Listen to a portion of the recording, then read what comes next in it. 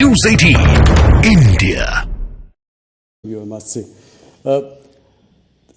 Nirmala ji, when it comes to the markets, Nirmala Sitharaman can do no wrong. Last 2-3 years, markets have been on a roll. My question is, can you assure the markets and its participants that there will be stability in the capital gains tax regime? And I ask this question because last year you had tweaked, the debt market, the debt mutual funds in your budget speech. So, is there stability around the corner in the foreseeable future?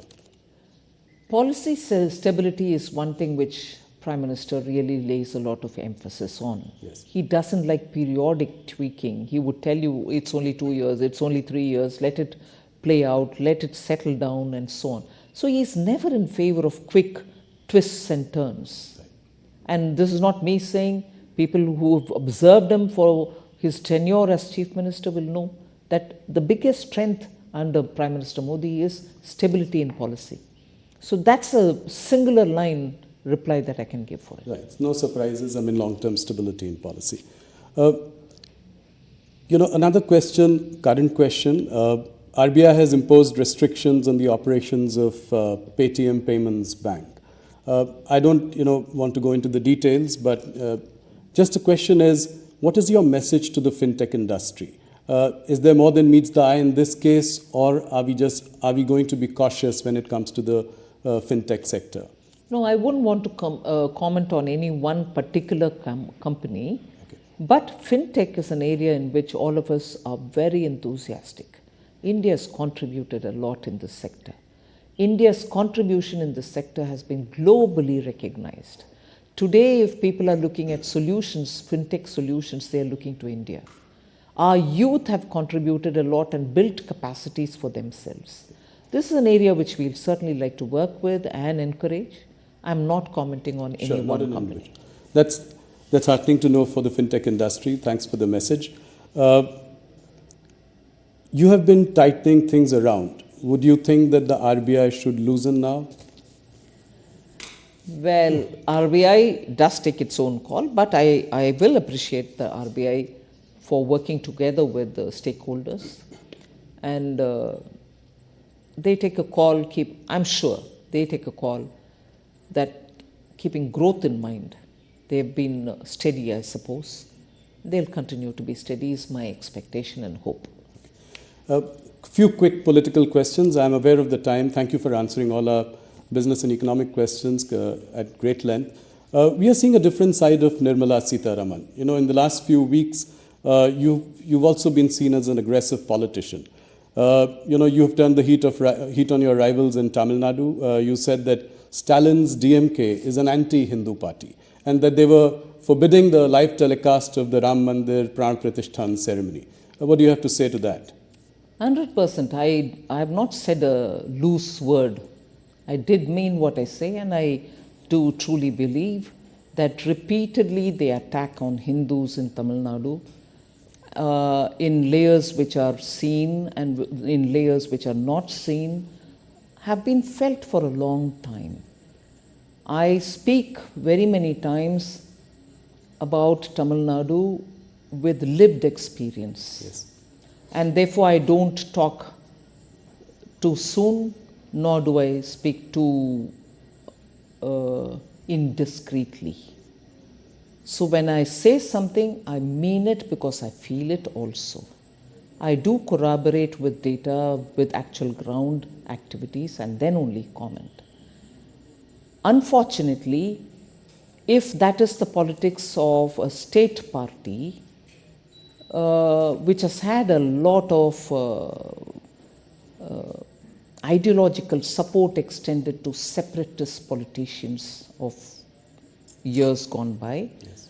Whether they support it even today, I do not know, but there are periodic voices which come out which are very separatist in tone and tenor. Yeah.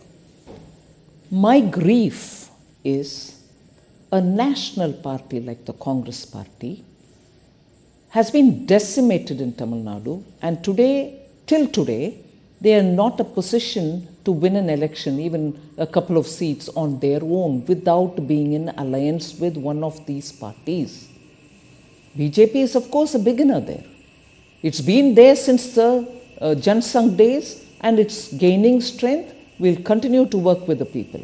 But the grief that I want to express is a national party like Congress Party also joins that anti-Hindu voice, does not condemn the anti-Hindu voice of the party DMK, and even worse, goes in support of such voices which come from DMK. And today, not just in Tamil Nadu, a Congress Party member in the Lok Sabha today, meaning he's a sitting Lok Sabha member, and a brother of a deputy chief minister in Karnataka, also speaks in separatist voice. So anti-Hindu is one, anti-Hindu activity is another, which also is happening in Karnataka incidentally. Congress Party in Tamil Nadu supports these kind of anti-Hindu or anti-separatist voices. And today that is a spirit with which Congress also is aligning, which is what I find utterly shocking.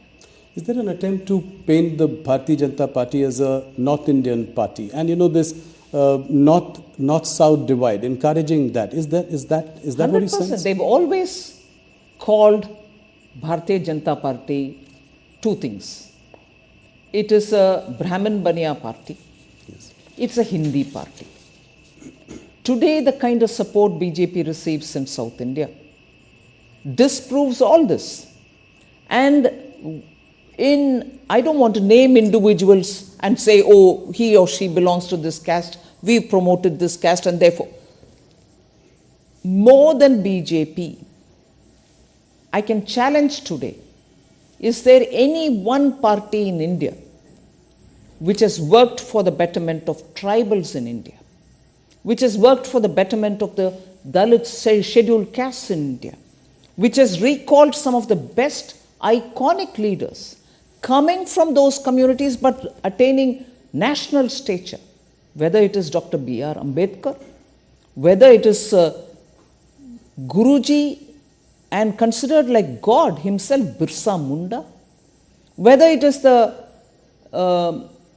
sons of the Shabzade, Sikh gurus, who gave their lives in their teenage for the sake of our country. So in any one of these, I want to ask, is there any one party in this country which has as much served as the BJP? So what is Hindi party? When Prime Minister of India is talking about all languages, he quotes Thiruvalluvar. Yes. He quotes from Purananuru. Every given opportunity, he takes the languages even to the UN. So, Tamil Nadu's politics, speaking of these kind of things, has happily kept the Hindi-speaking parts of the country, even if they are in alliance with them, away from the separatist rhetoric. So you think, oh, we are in alliance with that party, they cannot do any wrong. Yes. But they've been speaking all these separatists earlier. They're speaking anti-Hindu earlier, only because of the language gap. Just as they didn't want to learn Hindi, many of the North Indians didn't want to learn Tamil. So there's never been an understanding, a comprehensive, complete understanding of what's developed in Tamil Nadu.